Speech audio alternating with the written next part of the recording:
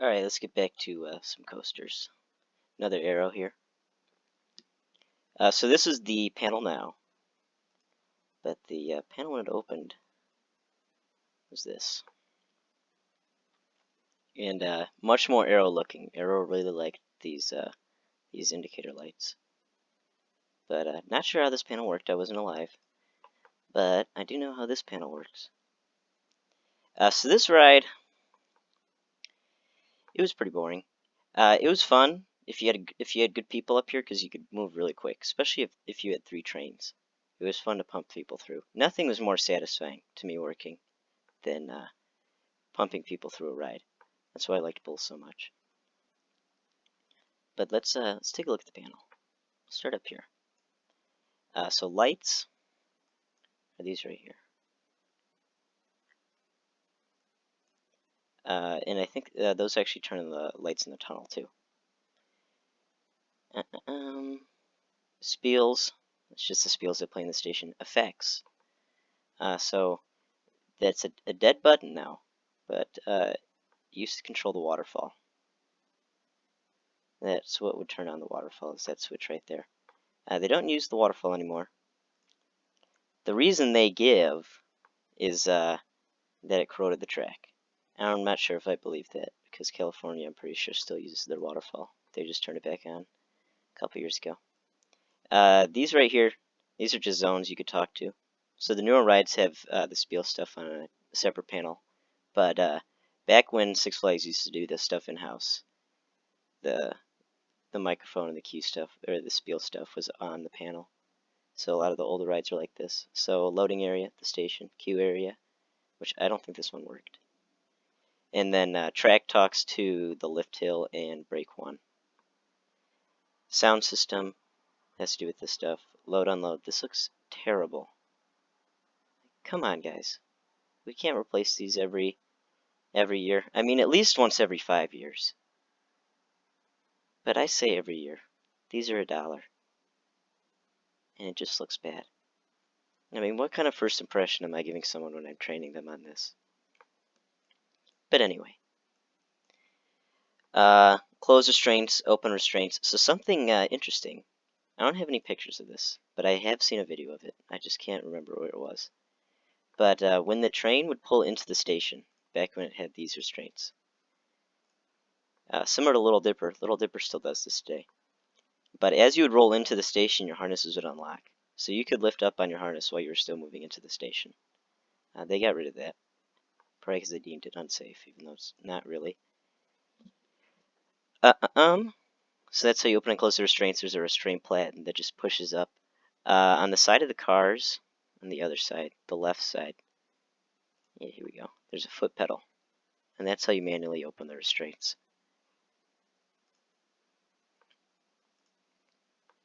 And you unlock them by car.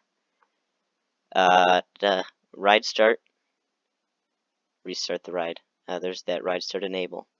Six Flags loves. So only supervisors can restart this. There was a rule where operations personnel, so supervisors, could only restart this ride if there was not a train in break 1. And break 1, where's that picture? This is break 1 right here, the block break. So Viper, Eagle, and Demon all have numbered breaks. And this is break 1. This is break 2. This is break 3.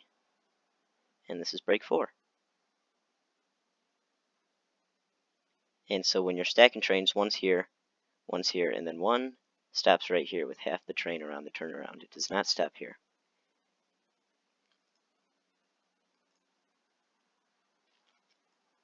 Trouble light would illuminate if the ride system detected a problem with the ride. You would press it to stop the alarm from sounding. Lift stop stops the lift. Ride stop closes all the brakes, stops all the drive tires, stops the lift.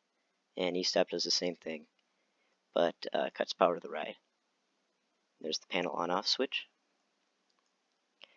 So these are the manual mode buttons. So what you do is, let's say, if you've ever played No Limits 2, it's the same thing when you put it into manual. And you know, it gets to the top of the lift and then it stops and then you have to push the button. to advance it over. It stops in a brake, and then you have to push a button to send it to the brake. Same thing.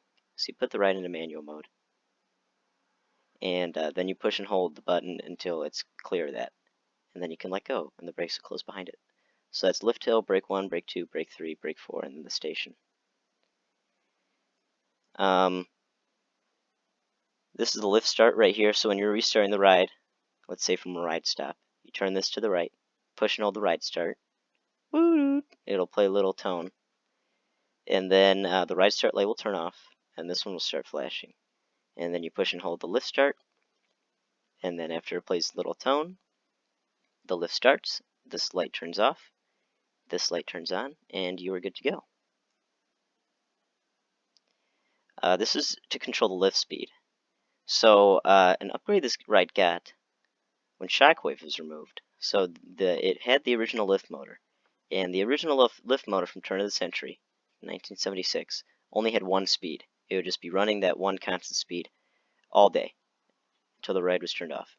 And most coasters, if there's not a train on the lift, it runs at an idle speed, just very slow. Because you don't want it to stop, because it's not good to start and stop motors all day. That's not good for them. But it's fine for them to run at a slow speed. And so that's what you use to boost the lift speed, right there. Because remember, these days, you engage and then it speeds up and then you get to the top and it slows down. So you can use this so it just goes fast over the whole thing. Like if it's cold or something, you're worried about it valleying. Auto mode, maintenance mode, transfer mode, control power. That has to do with this light right here. E-stop relay reset. Use that to reset E-stops. Block reset. So like I said, you can't restart this ride if there's a train in brake 1. And the reason for that is because you have to send someone out to clear the block. So it's easier to just let maintenance do it. Because they just pop up this maintenance enable right here and then they can start the ride. But otherwise, what you'd have to do is you'd have to send someone out to the block brake, or brake 1, as it's called. And then they have to push and hold this button while you're pushing the ride start.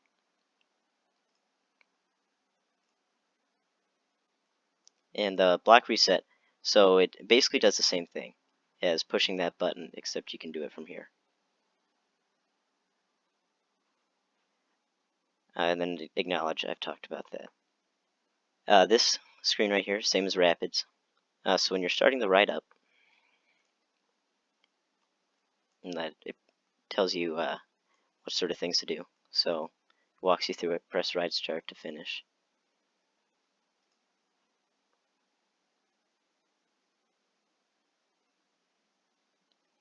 And so this is the enable panel. This is what the panel used to look like before they put those nasty labels on them. And the only reason they put those labels on them is because the panels labeled Spiel 1 and Spiel 2. And people couldn't figure out Spiel 1 was on load and Spiel 2 was load. Which, you know how I feel about those labels. But anyway, this is the enable panel. Very basic. Open the air gates, close them. The air gates here are pretty slow. And they're pretty powerful. So it wasn't that difficult to trap people in the gates. And the thing with these rides is that you're supposed to, when you change it to close, you're not supposed to walk away from the panel. You're supposed to stay there and watch the gates and make sure they close all the way without closing on anyone. So if you see it closing on someone, you can just open it real quick again. And there's the enable panel.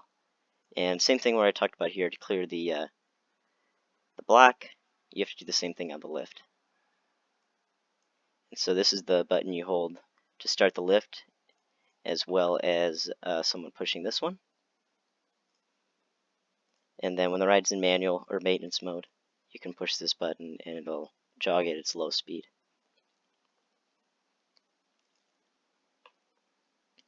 But we know this ride used to be turn of the century, and so some of the things they changed was they steepened this drop.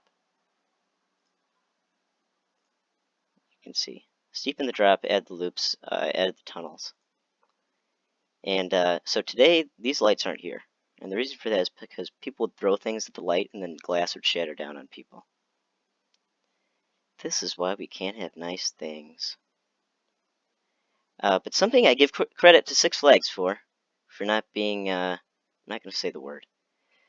But, so at California's Great America, their first drop is not as steep, because when Paramount owned it, they thought that it was too jarring.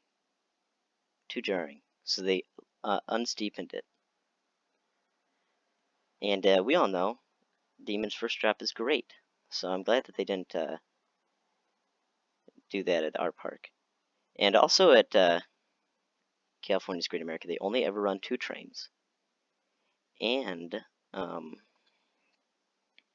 yeah, they only ever run 2 trains there. It's a shame. Which I'm sure this ride in Gurney is not too far away from only ever running 2 trains. The trains are getting pretty hard for them to maintain because they don't want to put the time and effort into keeping these things maintained. And you got to remember, Shockwave was removed because a wheel axle went bad, and it got stuck in the loop because a wheel axle went bad. And that was 98 that happened. So, what, 20 years ago? 21 years ago? So, should be getting another one of those pretty soon. We'll see. I wouldn't be surprised. And so, something else Six Flags removed. Oh, another thing I give Six Flags credit for is keeping the height limit at 42 inches. Because Cedar Fair, their California's Great America Demon is 48 inches. Why that is? Who knows? And another neat fact is if we look here, you can see there's only one queue block up here. And if you've ever been in line for this, you know that there's all this empty space. And this actually used to be more queue houses. More queues. Back when this was the main attraction at Great America.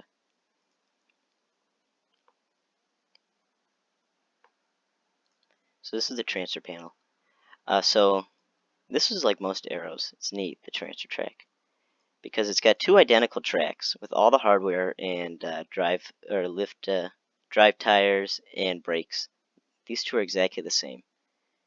And so you can run either of these in the run position. But what you do, this train comes on, you move this to the left. So this one should be on the left. Or should be in the run position. This one moves over to the right. And you park this on there, and then you back it up. And then if you want to take another one off, do the same thing, move this one back over, and then you take it off. And then if you want to take a third one off, you put it on here, and then you move it to the right. Very nice, very nice. So you can see here's the buttons for that. You just push and hold these and it moves the track. See, there's brake 3. It's on the transfer track. Brake 2. That's the one behind the transfer track. This was a B&M. This would be called the service brake. Or in modern day, the main brake. And then train forward, train reverse. So there's drive tires on the transfer track. Otherwise, like leaving the station or going through brakes, there's no drive tires. Except for on the block brake there is. But that the drive tire on the block brake, I don't really have a great picture. The block brake. I didn't spend too much time at this ride. Didn't really interest me that much. But there's a wheel right here. And so I've actually witnessed this happen. So it goes to the loops up here, and then it makes it up to the brake 1. And if that train doesn't have enough speed and it starts rolling backwards, that drive tire can tell that it's rolling backwards and it closes the brakes, so it holds the train up there. And there's a winch up here too. So when that happens, you can attach the winch to the train and pull it over, or you can get a bunch of burly guys and just push it. And that's how that works. And here's another view of the transfer track. Six Flags, before they neutered this, before they went so safety conscious, this used to also have a rolling block, like new B&Ms, or if you've seen, like Sky Rush, the train leaves and the other one follows right behind it. That used to happen here, but they got rid of that because they were afraid of trains bumping together. Which can't necessarily blame them. considering how old this ride is, but I think if you put some money into some better brakes and drive tires that can hold the train without slipping, you wouldn't have that issue. And here's what the original sign looked like. This is in California. Used to have this huge mound and this thing right here, and there'd be lights in here that light up at night. So it'd be like the demon was in there. And we all know that great soundtrack. Great soundtrack from Demon. I'm glad that Great America still plays that. And here's the original spiels. Well, not the original spiels, but I pretty much consider 98 to kind of be original. But if you go there now, it's got that awful spiel that all the rides have. In I think it was 2015, corporate decided that they were going to require that all spiels had the height requirement in them, even though no one listens to the spiels anyway. So they changed it all to that guy that goes, "Welcome to Demon. First, store all loose articles." That guy. But it used to have really nice spiels. "Welcome to the Demon. Once you are seated, push up, then pull down on your harness. If you're waiting in the station, please step behind the yellow line as the gates in front of you will be closing." And I really liked the "Welcome back and enjoy the rest of your day at Six Flags." It was a much better spiel. I liked working the ride when it had this spiels. When they changed the spiels, I didn't want to work there anymore because it took away a lot of the charm. A lot of the charm. This guy that did the Demon spiels also did the original Bull spiel, which was much better too. They destroyed it with that new spiel that they've got on there. And this is the panel in 2000. It's the same it is today, except for that.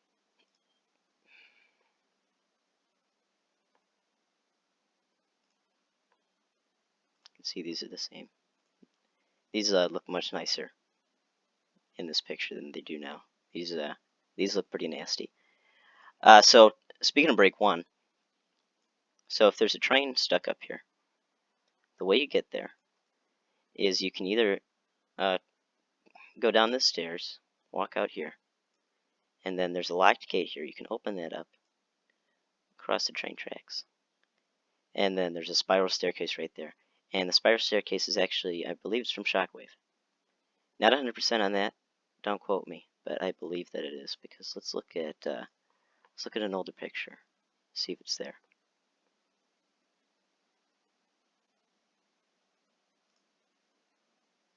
Yeah, there's no spiral staircase. So I don't know how they got up there. But when Shockwave was removed, they definitely used a lot of those parts. Wizard got a spiral staircase too.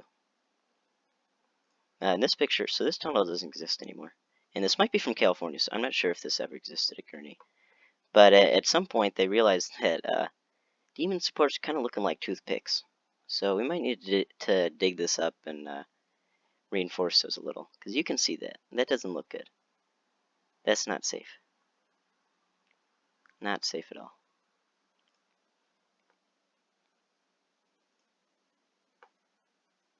And this is from probably about 2007, maybe. I like these little flames.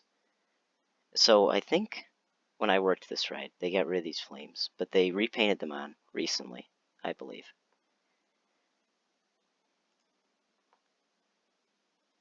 Oh yeah, and they recently changed the colors of these railings from gray to this.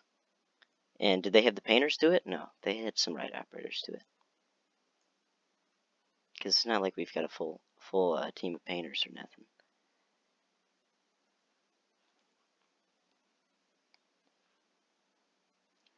And so with this ride, when they had 3 trains, so the dispatch interval, according to the manual, was once the train cleared the lift. But it actually would not let you send that second train out until the train had cleared the second loop.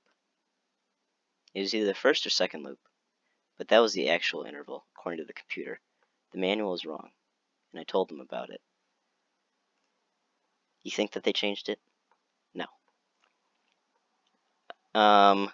And then when you have 2 trains, you have to wait until that other train has cleared this block right here, this break.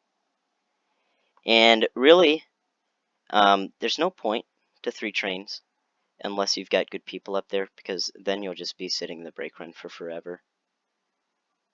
But if you got good people, they can pump it through. Definitely pump it through. You can get good numbers at the Demon. You know, it's kind of embarrassing working at Goliath, because I knew that 40 whatever year old Demon would always beat me in ridership daily, because they could get higher capacity, even though they had the same number of seats on each train. And that's just because these harnesses are so simple. You just walk by and slap them. That's about it. Alright, I think that's all I've got for this one. Bye.